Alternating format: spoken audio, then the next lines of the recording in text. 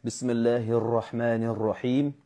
Mээримдүү, ырайымдуу жараткан Алла Тааланын аты менен баштаймын. Аллага бардык мактоо алкыштарды арнаймын. Сүйүктүү пайгамбарыбыз Мухаммад Мустафа саллаллаху алейхи вассаламга көптөгөн салам салаваттарды айтып тактаймын. Алла Таалага шүгүрлөр, мактоолор болсун, баарыбызга иман бергенине, жакшылык бергенине, имандан кийинки ден соолук, илим, билим, жашоодогу туура багыт, мына ушул улуу Кудай Тааланын неамат жакшылыктарынан ажыратпаган болсун. Урматтуу бир туугандар, бүгүнкү сабагыбызда 3 маселеге токтолобуз. Суроо жооптун алып. Биринчи маселе жанагы Манас атанын арбагы урабы деген маселе. Анан экинчи маселе болсо, мына ушул кээ бир куудулдарыбыздын Куран аяттарын колдонуп ошол нерсеге кошуусу. Үчүнчү болсо Куранды мына ушул фольклордун коштоосу менен оркестрдин ыргагында негизинде оонго салып айтып чыгуу. Мына ушулар шариятыбызда кандай каралган. Биринчи маселе Манас атанын арбагы урсун деген маселеде. Ал сабак Умрада болгон. Анан ал жерде кыргыз тилинде дагы, Куран түшкөн араб тилинде, дүйнөнүн бардык тилдеринде билесиздер, түз мааниси бар дагы, өтмө мааниси бар. Ал жерде негизинен өтмө маани максат кылынган. Көбүн эсе кээ бир ою бузук адамдардын видеону кыркып кескелегенде, мына ошол сөз ыргагынан бөлүнөт дагы, туура эмес маанини туйдуруп калуу коркунучу бар. Ал жерде Умрада, ыйык Мекке шаарында жерде сабак өтүлүп атканда, мусулман кыргыз жигиттеринин мойнундагы жүктөрдү сезүүсү жөнүндө сөз болгон кеп учугу. Алла Тааланын татыктуу кулу пайгамбарыбыз Мухаммад Мустафа саллаллаху алейхи вассаламдын татыктуу үммөтү, андан кийин эл кылып, жер кылып жараткандан кийин өз мамлекетин сүйгөн, өзүнүн эли үчүн жүрөгүнөн түпөйүл болуп күйгөн, жакшылыкты самаган, туура жолду беттенип караган, мына ушу мусулман кыргыз жигиттери, Кыргызстанда жашап аткан мусулман бир туугандарыбыз, мына ушул аял затына астарлап, аябы менен жакшы мамилесин жасоо. Баарыбыздын башыбызда энебиз бар, сыйлашыбыз керек. Эненин ыраазычылыгы Алланын ыраазычылыгы. Андан кийин эже карындаштарыбыз бар, кыздарыбыз бар. Мына ушуларды талаалатпай, зар какшатпай, аларга тың болуп, колдон келишинче алардын ал жагдайын түзүп, аларга аярлуу жакшы мамилесин жасап, мээрим төгүү жөнүндө сөз болуп аткандагы, анан Манас атанын арбагы түз маанинде эч кандай зыяны тийбейт. Бул жерде ошол жерде биз Алла Тааланын астында жооп берүү жүгү кандай? Алланын элчисинин астында жооп берүү жүгү кандай? Эгерде ушундай бир курама топтоп журт кылып, кулаалы таптап кыш кылган биздин ушундай бир диндар ата бабаларыбыз дагы эртең кандай болот кыяматта жүздөшүп калганда деген өтмө мааниде эскерилип кеткен. Ошону кээ бир инсандар биз катуу ооруп жатканда, окуу менен алек болуп жүргөндө атайын интернет айдыңында чыгарып сөз кылып аткан экен. Эми кыргыз тилини түшүнбөсөңүздөр кандай кылабыз эми? Араб тилини же кыйратпасаңыздар, кыргыз тилин жакшы окуй албасаңыздар кандай кылабыз бир туугандар? Ошол себептен бирөөгө биринчи адабул бахс вал муназарадагы илими бар атайын, бирөөгө ошондой сын тагып чыгуудан алдын жеке өзүнө чыгып, ынсаптуулук болуш керек, адеп болуш керек, максаты, мааниси кандай, анан ал жерде сөз кыркылганда кандай болот, андан этиятташ керек.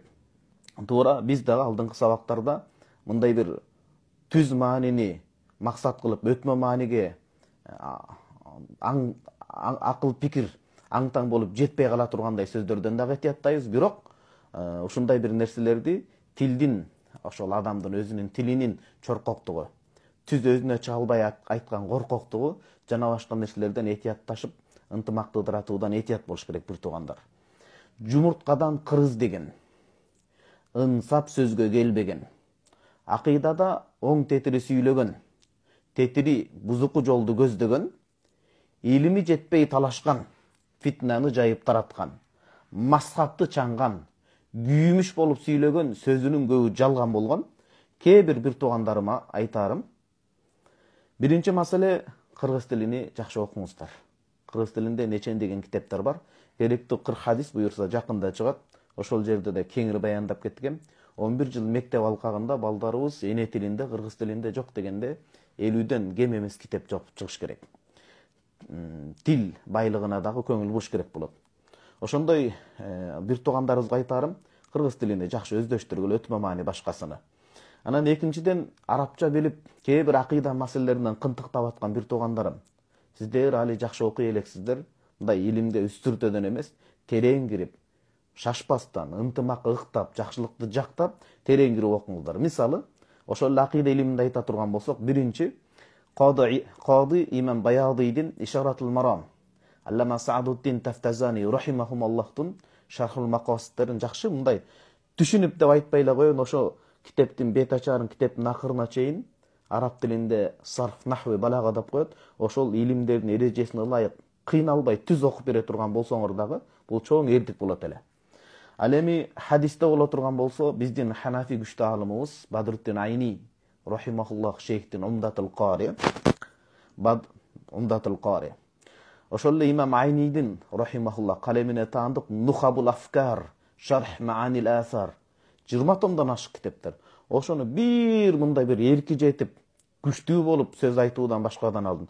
Ушул томдорду окуп түшүнбөсө да окуп чыккандан өзү эрдик эле. Биринчи жолу шашпай окуп чыгыңыздар. Тафсир жаатында имам Абу Хафс Najmuddin Насафи рахимахуллахтун Ат-Тайсир фит тафсир, мына ушул китепти бир көз сыдырып окуп чыкканыңыздарда аттигини. Имам Алуси рахимахуллахтун Рухул Маани. Булар 15 томго жакын китептер, элестетиңиздер. Фиктан болсо, биз имам Мухаммад рахимахуллахтун китептерин айтпай эле коелу, чогултуп таштап кеткен. Бизге мутаватир түмөндөгөн жол менен жеткен китептерин айтпайлы. Имам Сарахси Шейхул Ислам, чыныгы Шейхул Ислам, имам Сарахси рахимахуллахтун Мабсуд деген китебине тишиңиздер өтүп, аракетин туура коюп окуп чыкканда мунун өзү чоң илимдеги утуш жеңиш дагы болот эле да. Ары барганда усулу фиq илиминде Шейх Камал ибн Хумам рахимахуллахтун тахририн түшүнгөн биякта турсун окуп чыкканда жакшы болот эле. Сөздүн жыйынтыгы туугандар биринчиден ынтымактап туруп, акыйданы тууралап, мен жогорку жакта баса айттым, акыйдадан өдөлдү сүйлөгөн, бузукулукту көздөгөн деп ынтымакты ыдыратып.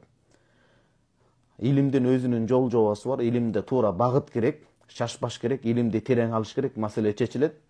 Анан жок дегенде ушул китептерди кичине окуп, андан кийин бери жака келиңиздер, анан сүйлөшөбүз бир туугандар. Ошон үчүн азыр ынтымакты ыдыратпай жөн туруңуздар. Кудайым буйрса, биз умра сапарынан келгенден кийин акыйда сабактарды Ахлу Сунна вал Жамаасынын 10 китепти коюп арт артынан сабакка буйрса, кошумча бир күндү белгилеп өтөбүз. Анан ошол кезде шашпай акыйдадагы маселелерди жыйынтыктайбыз. Кыскача айтканда, манас атанын арба курсун деген маани, бул жерде өтмө маани болуп, Кыргызстанда мына ошол шунча кетирген элди топтоп, ушундай мамлекетти түптөшүнө себеп болгон ошол ыраазы болуп, наразы болуп калбасын кыяматта деген мааниде. Албетте канткен күндө да мындай сөздөн кийинки сабактарды этияттайбыз дагы. Бирок максатты түбүн туура түшүнбөй туруп, өтмө маанинин түбүндөгү маанилерди, бир канча маанилерди жыйынтыктабастан туруп, мындай кадамга барганыңыздар өтө уят иш болду. Кудай таалам баарыбызга ынсабын, ынтымагын берген болсун. Экинчи маселе, куудуллардын Куран аяттарын колдонуп, мына ушул элди күлдүрүү максатында чыгарган нерселер эми көрдүк. Апчык устазыбыздан Аллах ыраазы болсун, өмүрүнө береке берсин. Устазыбыз дайым аталык кылып, мына Раматулук Чубак устазыбыз кеткенден көп маселелерди ордуна коюп, бир-эки сөз менен чечип келет. Кудайым жалпы устазларыбызга өмүр береке берсин. Раматулук Чубак устазыбыздан Аллахым ыраазы болсун. Негизи алдыда ошол биздин элди күлдүрө турган адамдардын кулагына күмүш сырга ар дайым акыйкаттын алкагында, чегинде, дин иштерине кийлигишпестен туруп, акыйкатты айтып күлдүрүү дагы болот. Кошуна боордош казак бауырлар бир туугандарыбыздан Турсунбек Кабатовдон деле ошол нерселерди көрүп карашса болот. Акыйкаттын чегинде тескеринче мусулманчылыкты баалай турган, өлкөбүздү сүйө турган деңгээлдегиде ушундай нерселерди алып барсак жакшы болот. Чала молдо жана башка деп молдолордун үстүнөн өкүм быча турган бир туугандар сиздер эмессиздер, биздин агаларыбыз, этият болуңуздар. Кээде адам билбей туруп бир сөздү сүйлөйт, ошол сөздүн кесепетинен улам ал жагдай өтө жаман абалга түшүп калат. Бул дүйнөдө да, акыретте дагы. Ошол себептен этият болушубуз керек. Устаздарыбыз, чоң устаздарыбыз бул жаатта жетиштүү токтолуп өттү. Үчүнчү маселе, Куранды жанагындай ыр оонуна салып, ырдоо.